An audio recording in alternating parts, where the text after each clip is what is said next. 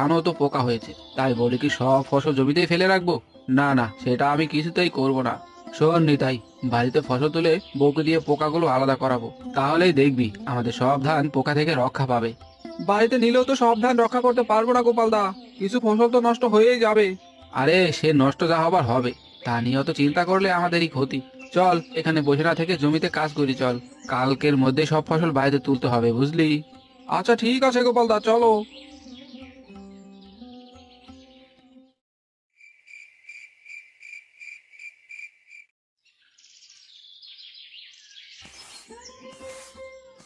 তোরা যে কেন এখানে ময়লা করিস বুঝি না আমি। তোদের জন্য প্রতিদিন সকালে আমাকে সুখী দিদির উঠোন ঝাড়ু দিতে হয়। না, তোদের নিয়ে আর পারি না। আজ তোরা কথা বুঝিস না বলেই তো তোদের কিছু বলতেও পারি না। কি রে দুঃখী, আমার বাড়ির উঠোন ঝাড়ু দেওয়া হয়েছে? হ্যাঁ সুখী দিদি, এই দেখো পুরো উঠোন ঝাড়ু দিয়ে একেবারে পরিষ্কার করে দিয়েছি। হ্যাঁ ঠিক আছে, এবার যা আমার বাড়ির উঠোন থেকে। কাল থেকে এই উঠোনে জমির ধান তুলে রাখবো। কাল থেকে যেন তোর ওই বদমাস পাখিগুলো কোনোভাবেই এই বাড়িতে না আসে। আচ্ছা সুখী দিদি, আমি ওদের ওই বাড়িতে আসা বন্ধ করে দিব। এবার তাহলে আমি আসি। ওইদিকে যে আমার নিজের উঠোনটাও ঝাড়ু দিতে হবে। যাক বাবা, ওর পাখিগুলো একটু আধটু ময়লা ফেলে আমার ভালো একটা উপকারই করলো। এখন আর আমাকে কষ্ট করে নিজের উঠোন ঝাড়ু দিতে হয় না। হি হি হি হি।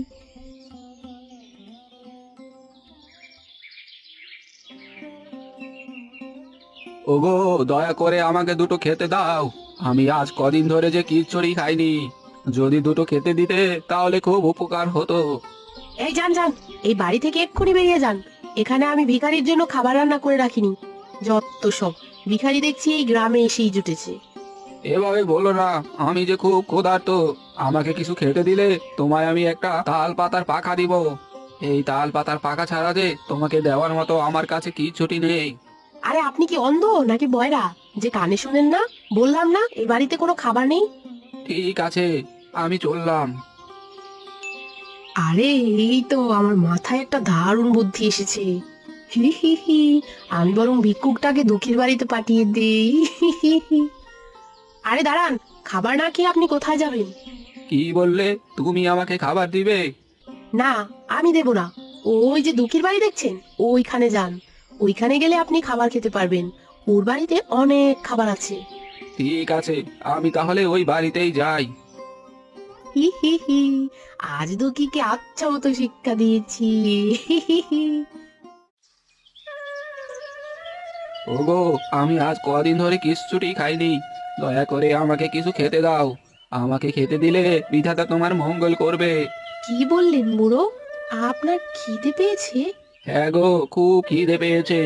ওই বাড়ির বউটি বললো তোমার কাছে নাকি দুটো খাবার পাওয়া যাবে, তাই চলে আসলাম। দাও, আমাকে দুটো খেতে দাও। ও বুঝেছি, সুখী দিদি বলেছে তাই না? আচ্ছা চলুন বুড়ো, আমার ঘরে চলুন, আমি আপনাকে এক্ষুনি খেতে দিচ্ছি। হ্যাঁ মা, তাই চলো।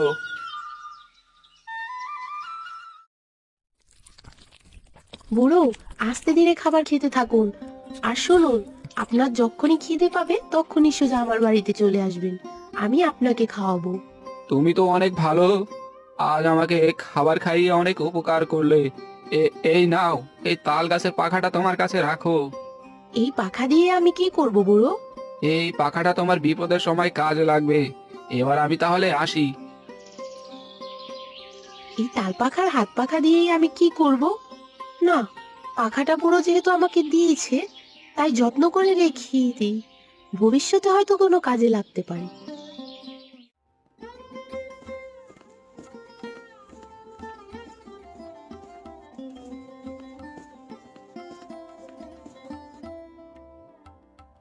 গিন্নি, জমি সব ধান তুলে উঠোনে রেখে দিয়েছি। হ্যাঁ গো, ভালোই করেছো। এবার ধানগুলো ভালো মতো রোদে শুকাতে হবে। তা তো শোকাবে, তবে আরেকটা কথা শোনো গিন্নি, ধানের ভেতরে কিন্তু অনেক পোকা আছে বুঝলে। তোমাকেও পোকাগুলো বেছে বেছে ফেলে দিতে হবে, নইলে যে সব ধান পোকা একেবারে খেয়ে ফেলবে। আচ্ছা ঠিক আছে, তুমি পোকা নিয়ে একদমই চিন্তা করো না। আমি সব পোকা বেছে বেছে ফেলে দেব। ঠিক আছে গিন্নি, এবার তাহলে ঘরে চলো। আমাদের খুব খিদে পেয়েছে, জলদি করে দুটো খেয়ে নেই কেমন? হ্যাঁ গো, তাই চলো। ধানগুলোর পোকা তাহলে পরে ফেলবো, আগে তোমাকে দুটো খেতে দিই।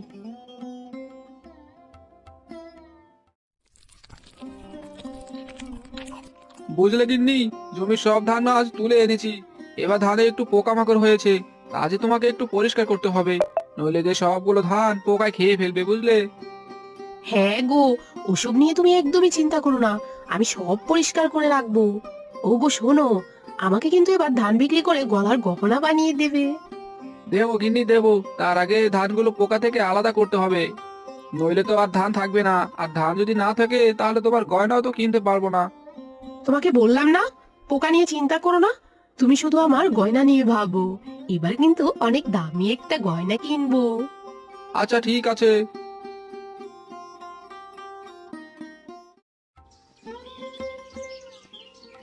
আরে এ কি, আমি কি দেখছি, পাখিগুলো যে সব পোকা খেয়ে ফেলছে। যাক বাবা, ভালোই হলো, আমাকে আর কষ্ট করে পোকা ফেলতে হবে না। ভাগ্যিস পাখিগুলোকে প্রতিদিন সকালে খাবার খাইয়েছিলাম, নয়তো আমার আজ এত বড় উপকার কিছুতেই হতো না। কি গো গিন্নি, ধানের পোকা পরিষ্কার করা কত দূর হলো? আরে এ কি, আমি কি দেখছি, ধানের সব পোকা দেখছি পাখিগুলো খেয়ে পরিষ্কার করছে। হ্যাঁ গো হ্যাঁ, তাই তো দেখছি। দেখো, প্রতিদিন সকালে পাখিগুলোকে খাবার খাওয়ানো আমার বৃথা যায়নি। যা গিন্নি, আমাদের ধানগুলো তাহলে পোকা থেকে বেঁচে গেল, এবার আমাদের আর না খেয়ে মরতে হবে না।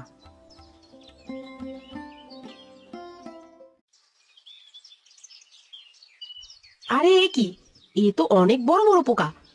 এত বড় পোকা আমি কি করে পরিষ্কার করব? তো পোকাগুলো দেখেই যে আমার বমি চলে আসছে। না না না, এই পোকা আমি কিছুতেই পরিষ্কার করতে পারবো না। কি হলো গিন্নি, তোমার সারা শরীরে একেবারে ঘিন ঘিন করছে তো। এ কি, এসব তুমি কি বলছো গিন্নি? পোকাকে ঘৃণা করলে চলবে নাকি? যাও জলদি করে ধানের সবগুলো পোকা পরিষ্কার করো, নয়তো সব ধান যে পোকায় খেয়ে ফেলবে।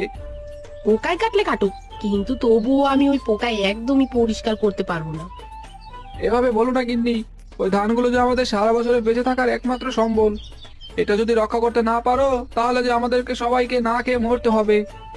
না খেয়ে মরলে মরবো, তবুও আমি এই পোকাগুলো একদমই পরিষ্কার করতে পারবো না। দরকার হলে তুমি একটা কাজের লোক নাও, তবুও আমাকে করতে বলো না। কাজের লোক নেওয়ার টাকা আমরা কোথায় পাবো গিন্নি? আমরা নিজেরাই তো ঠিক মতো দুবেলা খেতে পারি না।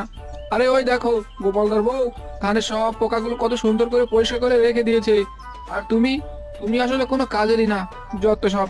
তাই আমি চললাম।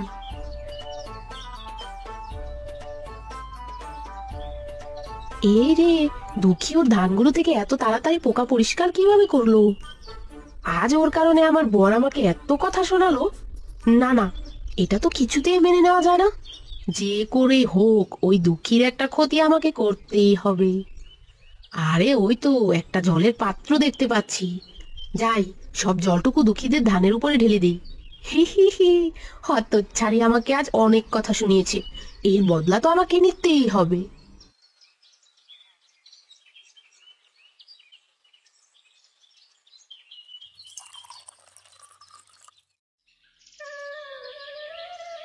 আরে এ কি, ধানগুলো সব ভিজলো কি করে? আমি তো একটু আগেই সব পোকামাকড় মুক্ত দেখে গেলাম, তাহলে ধানের উপরে জল কোথা থেকে আসলো? এই জলের তো সব ধান একেবারে নষ্ট হয়ে যাবে। না না, আমাকে এক্ষুনি কিছু একটা করতে হবে।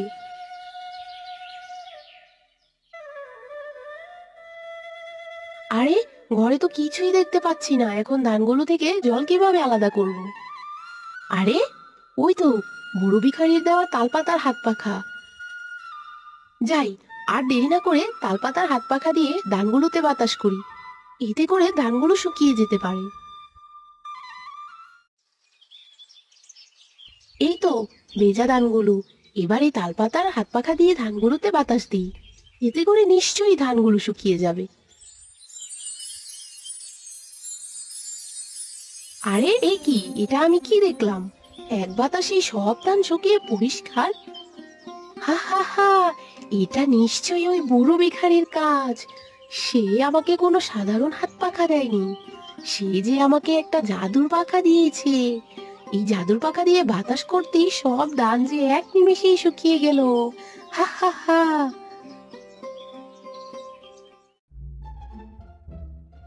কি রে নিতাই, আজও যে মন খারাপ করে গাছতলায় বসে আছিস, বলি তোর আসলে হয়েছেটা কি শুনি?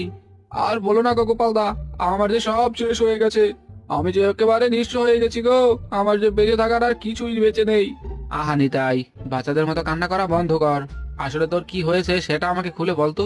গোপালদা, আমার সব ধান যে পোকায় কেটে নষ্ট করে ফেলেছে, একটা ধানও যে পোকার হাত থেকে রক্ষা করতে পারিনি। বলিস কি রে? তা তোর বউ পোকাগুলো পরিষ্কার করলো না কেন শুনি? আর বলো না গোপালদা, আমার গিন্নি পোকাকে ঘৃণা করে ধান থেকে পোকা আলাদা করেনি, এতে করে সব ধান পোকায় কেটে নষ্ট করে ফেলেছে। এখন বাকিটা সময় বউ বাচ্চাকে নিয়ে কি খেয়ে কাটাবো সেটাই তো বুঝতে পারছি না গোপালদা। আমাদের সব শেষ হয়ে গেল গো। কাঁদিস না নিতাই, কাঁদিস না। শোন, এবছর আমি যা ধান পেয়েছি তা নিজেরা খেলেও অনেক ধান রয়ে যাবে। ভেবেছিলাম সেই ধানগুলো বিক্রি করে একটা গরু কিনবো, এখন আর গরু কিনা হবে না। ভাবছি ওই ধানগুলো তোকে ধার দেবো, তুই আমাকে পরে ফিরিয়ে দিস, কেমন? ঠিক আছে গোপালদা, তোমার এই ঋণ আমি কোনোদিনও ভুলবো না। কই গো গিন্নি, দাও নিতাইয়ের বউকে এক বোঝা ধান দাও। হ্যাঁ গো, এক্ষুনি দিচ্ছি। এই নাও সুখী দিদি। দুঃখী, তুমি আমাকে ক্ষমা করে দাও। আমি তোমার প্রতিবেশী হিসেবে সব সময় তোমার সাথে খারাপ ব্যবহার করেছি। তোমাকে দিয়ে উঠোন ঝাড়ু দিয়েছি, তোমাকে কত গালমন্দ দিয়েছি। আবার তোমাদের ধানগুলো পোকামাকড় মুক্ত দেখে জল ঢেলে নষ্ট করে দিতে চেয়েছি। তুমি এসবের জন্য আমাকে মাফ করে দাও দুঃখী দিদি। না না সুখী দিদি, এভাবে বলো না। আমরা মানুষ মাত্রই তো ভুল করি, তুমিও তো ভুলের ঊর্ধ্বে নও। যাও, তোমার সব ভুল আমি মাফ করে দিলাম। চলো আমরা শপথ করি, আজ থেকে আমরা একজন আরেকজনের বিপদে আপদে সব সময় এগিয়ে আসবো। হ্যাঁ দুঃখী দিদি।